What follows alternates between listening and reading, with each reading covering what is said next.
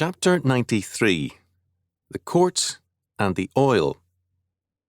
Exodus chapter 27, verses 9 to 21.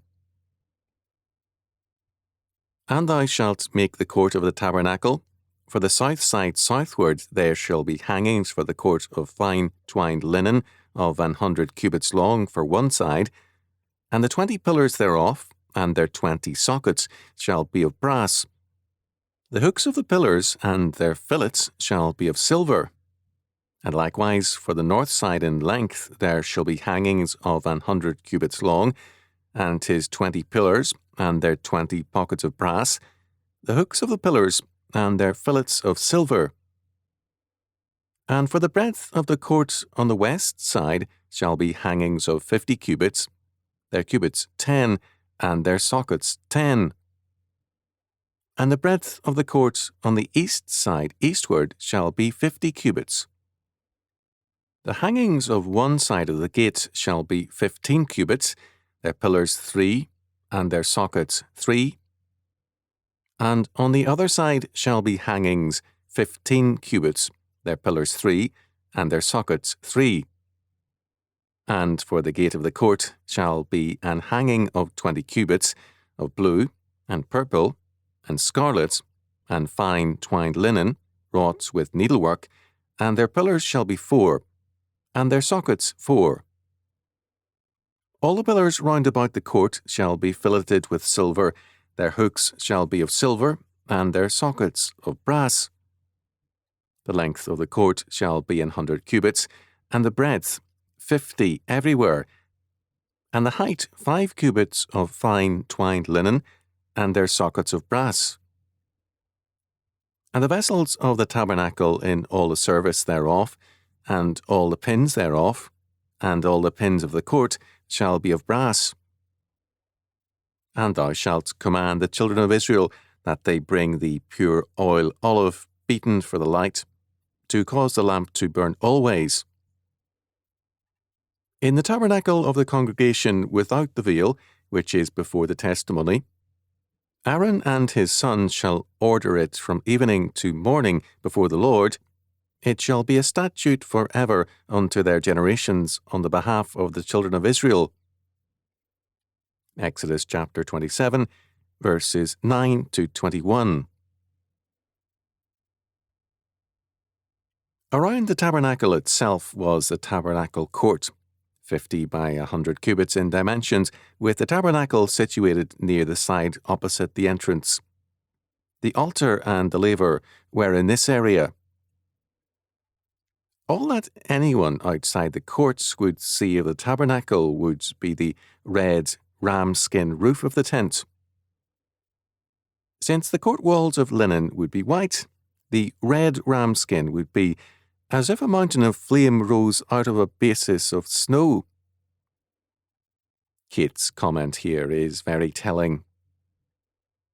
The entire complex was designed to proclaim to Israel the abiding presence of God, to demand from them, in response, faithful, obedient service. Its portability indicated that God and they were going to be on the move. They were being led to a land beyond. The wilderness was not their home, nor was it his. The tabernacle thus represents a number of closely related things. It is God's palace, a throne room. It also represents heaven, God's dwelling place. It is furthermore the headquarters of an army on the march, God's army.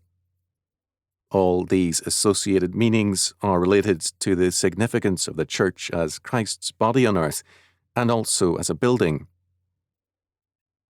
The tabernacle stresses the immanence of God. He who inhabits all eternity and infinity is also the God who is closer to us than ourselves. The psalmist speaks of the ungodly who hold that God does not see their works, saying, They break in pieces thy people, O Lord, and afflict thine heritage. They slay the widow and the stranger, and murder the fatherless. Yet they say, The Lord shall not see, neither shall the God of Jacob regard it. Psalm 94, verses 5 to 7. The minute particularism of God is routinely denied because the philosopher disdains concern over those beneath him in his opinion. He assumes that God is only interested in more important matters. Scripture speaks emphatically of God's particularism, even as many churchmen and others are emphatic in denying it. But God tells Jeremiah, "Am I a God at hand, saith the Lord, and not a God afar off? Can any hide himself in secret places that I shall not see him, saith the Lord? Do not I fill heaven and earth, saith the Lord?" Jeremiah chapter 23, verses 23 and 24. The court of the tabernacle was an enclosure estimated to be 7½ feet high, 75 feet wide, and 150 feet long, although some say 75 feet by 300 feet. There was no roof over this area. All Israelites who were neither ritually unclean nor excommunicated could enter the court. Josephus tells us that the construction of the tabernacle was such that it was not affected by the winds, but was quiet and immovable continually. He also said that the tabernacle was an imitation of the system of the world, an image of the universe. There is nothing in the text to validate this view. The court, besides being the altar area, protected the tabernacle by placing a barrier between it and the world outside.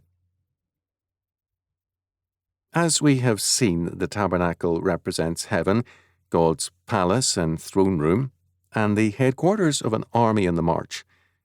In recent years, this concept has been disconnected from the church. The early church, however, saw itself in the same terms, with the exception of the sacrificial function of the tabernacle and the temple. The common description of the church as the church militant on earth and the church triumphant in heaven comes from tabernacle and temple imagery. Too often now the church is built as an auditorium, not a palace and throne room. It is not seen as the centre or headquarters of an army on the march. Instead, for many, the church is simply a refuge from the world, and faith is seen as a means of hiding or escaping from the pressure of the world. This is a denial of the meaning of the church. Another aspect of the church, clearly apparent in the New Testament and in the synagogue, is that of a teaching centre. Preaching, now, is too often low in its educational function and more oriented to emotional inspiration, psychological self-help, or social commentary. The church must educate to remain a true church. It is not an accident that schools and universities were born out of the church to give direction to Christendom.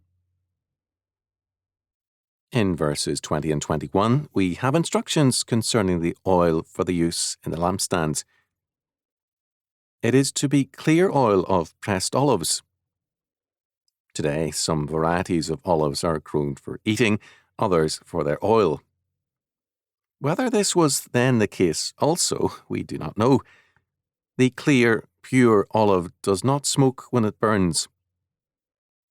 Scripture does make a difference between the clear oil of pressed olives and beaten oil. Gispen sees a reference in Exodus chapter 27 verse 20 in the Hebrew as to pressed oil, and in Exodus chapter 29 verse 40 to beaten oil, a distinction not made in the King James Version. The clear oil of pressed olives was made by crushing the olives into a pulpy mass, then placing this into a basket and allowing it to drip through. No other parts of the olive came through, hence the purity of the oil. To produce the beaten oil, heavy rocks were placed on the pulpy mass in the basket to produce good olive oil, but not of the same purity. The clear oil of pressed olives was used for the lamps and was smokeless, and the beaten oil was used for the meal offering. According to verse 20, it was the duty of the people to provide the oil for the lamp. It is stated as a commandment that they were to bring their best oil. We are not told how this commandment was implemented. There is no specified plan for the giving of the oil, nor any penalty for failure to provide it. The significance of this is a very obvious one. Our Lord tells us that we are the light of the world. A city that is set on a hill cannot be hid. Matthew chapter 5, verse 14. We are, however, a derivative light, not the source of light. Our Lord declares, I am the light of the world. He that followeth me shall not walk in darkness, but shall have the light of life. John chapter 8, verse 12. Our Lord tells us that He is both light and life. The light of the tabernacle depended on the people. If they failed to bring the oil, the light grew dim. The same is true of the church. Where the people fail in their responsibility to provide for the light to shine forth, the church becomes weak and helpless. This is important to remember in order to understand the parable of the 10 virgins. We are told by our Lord that the 5 foolish virgins took no extra oil. When at midnight the bridegroom arrived, the lamps of the foolish virgins were flickering and going out. There was for them no entrance into the marriage celebration and banquet. They were shut out. Matthew chapter 25, verses 1 to 13. This parable does not make much sense unless we understand Exodus chapter 27, verse 20. Why should the foolish virgins be excluded from a well-lighted banquet hall? Why does the bridegroom say to them when they cry out, Lord, Lord, open to us? Verily I say unto you, I know you not. Matthew chapter 25, verses 11 and 12. The meaning becomes clear when we see that it is the duty of all the Lord's people to provide not only for their own light and sustenance, but also for the Lord's work and kingdom. God makes it clear that, while He requires sacrifices and gifts from us, He does not need them. He can accomplish everything without us. All the same, He makes vast areas of our lives and history dependent upon what we do. We must provide the oil for light or face darkness and judgment. In Psalm 50, verses 10 to 15, God declares through Asaph, For every beast of the forest is mine, and the cattle on 1,000 hills. I know all the fowls of the mountains, and the wild beasts of the field are mine. If I were hungry, I would not tell thee, for the world is mine, and the fullness thereof. Will I eat the flesh of bulls, or drink the blood of goats? Offer unto God thanksgiving, and pay thy vows unto the Most High. And call upon me in the day of trouble. I will deliver thee, and thou shalt glorify me. God commands us to bring Him our offerings for our own welfare.